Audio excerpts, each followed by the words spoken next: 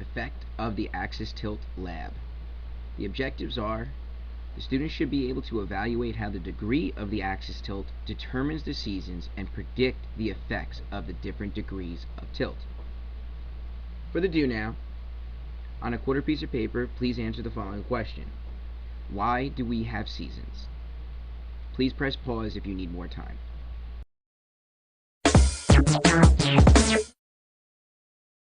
What causes Earth's seasons?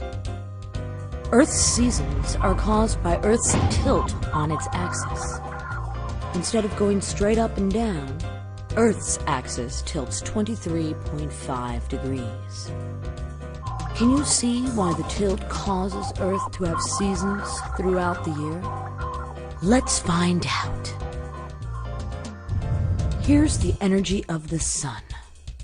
Notice that it hits the lower half of Earth, called the southern hemisphere, most directly. The sun's energy hits the northern hemisphere too, but look at how the northern hemisphere is pointed away from the sun. Also, the light hits at an angle that causes the energy to be spread out over a greater area. So at this spot in Earth's revolution, it receives less of the sun's energy. When more of the sun's energy hits the southern hemisphere, it causes the temperature to go up. It's summertime. More sunlight, longer days. With less of the sun's energy hitting the northern hemisphere, it gets a lot colder. Put on your winter coat. Less sunlight, shorter days. Let's see how the seasons change as Earth revolves around the sun.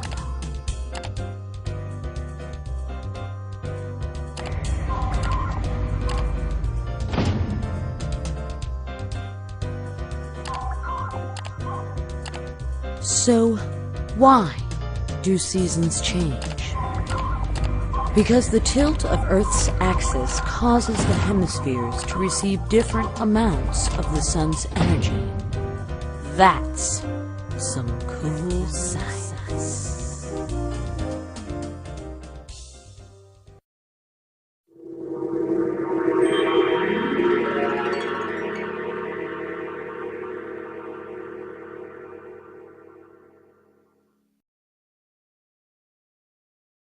What else does a globe show us? There are 3 distinct weather regions on Earth. The first is called the tropics. It covers the area from 23 degrees, 27 minutes northern latitude, called the Tropic of Cancer, to 23 degrees, 27 minutes southern latitude, called the Tropic of Capricorn. The Tropic of Cancer is the northernmost latitude where the sun can shine directly overhead. The Tropic of Capricorn is the southernmost latitude where the sun can shine directly overhead. The tropics are known for their warm, sunny climate year-round. The coldest areas are the polar regions. The northern polar region reaches from the North Pole down to the 66-degree, 30-minute northern latitude, which is called the Arctic Circle.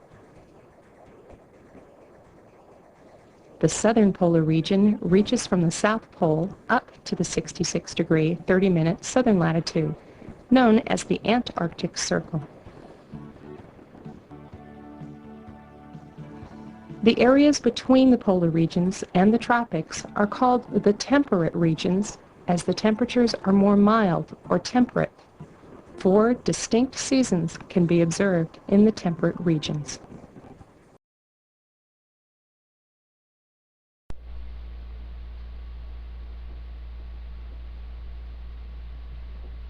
With the lab in front of you, you now have a figure with a globe tilted at 23.5 degrees. We will now go through the directions to label this. First, you will take your index card and align it on the surface of the sun, the left-hand line of the box, and move it to the very top of the globe so that almost all of the globe is now covered. You will place a point in the very center of the top of the globe, and this is where the last light rays will hit the Earth. You will then use your card and utilize the axis as a perpendicular to draw a half a line across the center, and then you will remove the card and use that line now as a reference to continue the line across the top. What is this line you now drew?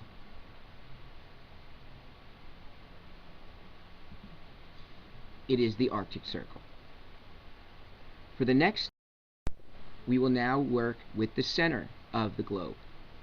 Take your card once again and align it into the center of the globe. Make points on either end of the globe where the card meets the edge. This is where the most direct rays will hit. Then, using the same procedure, you will utilize the index card to do a half line across the center and use that line as a reference to continue the line across.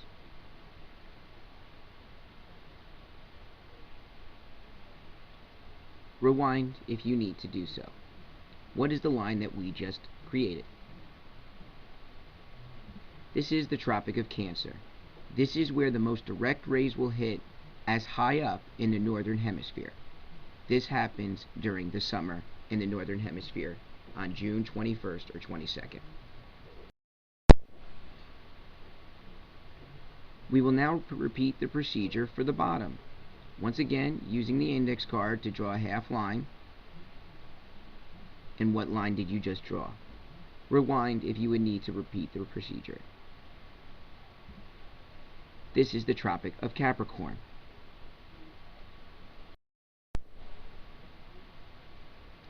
For the final part of drawing the globe, we will do the same process, but we will move the card all the way to the bottom, make a point, and use the same procedure to do a half line across, and then use that line as a reference.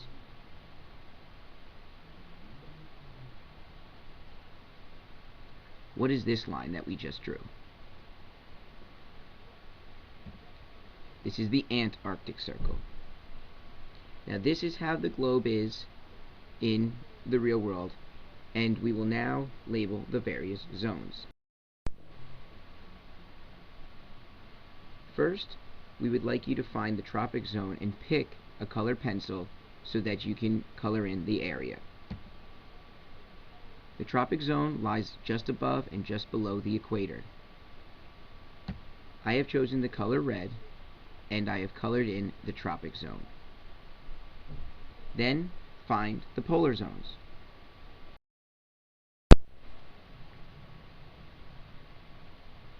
Now we will find the polar zone. The polar zone, I selected the color blue. Color in the various sections that consist for the polar zones, both in the northern and southern hemisphere. Lastly, we will color in the temperate zone. I have left this as the color white to make it easier on the eyes. You have now completed the procedure for the globe. You now must answer all of the questions that are in the lab, and you will use the same exact procedure for every single globe, but you will notice different effects on the zones with the various axis tilt.